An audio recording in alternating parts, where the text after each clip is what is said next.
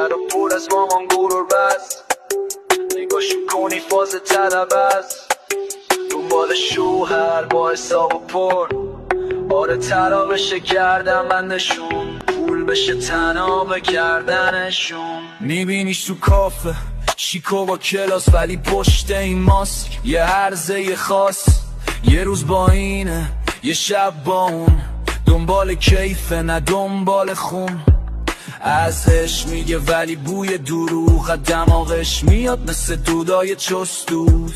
حس مادریش مرده فقط یه نقابه، آره یه حیوونو بغل میکنه فاز مامانه. چشاش دنبال یارو با پوله، دنبال کسی که بده خرجش نه کسی که رو دلش بمونه. واسه اینا عشق یعنی سگ و گربه، انگاری میده بهشون شب جمعه. مامان گربه دنبال تومه، یه روز با این فردا تو بغل هر کی. مامان گربه دنبال پوله، براش مهم نیست که کی بیاد و بره. اونی که باش بود خالی شد از پول، حالا یکی دیگه جای اونه. باز شروع شد یه فیلم نو تو این ساقاتی لایف استایل، ولی واقعیش فیک تر از فیکاست. دختر خوب نه فقط یه مامان گربه است، همه میشناسنش یه عرضه گرگ است. همه یه عشقش شده لاک و موهاش، همه یه دنیا شده شام و مهمونیاش.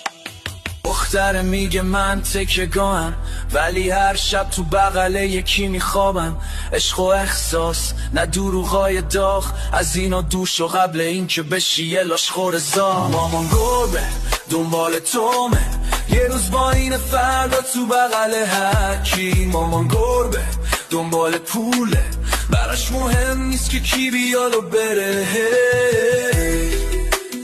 یه شهر پر از مامان گربه است، نگاشون کنی فاز طلب است، دنبال شوهر با حساب پر. آره طلا بشه گردن بندشون، پول بشه تناب گردنشون، پول بشه تناب گردنشون.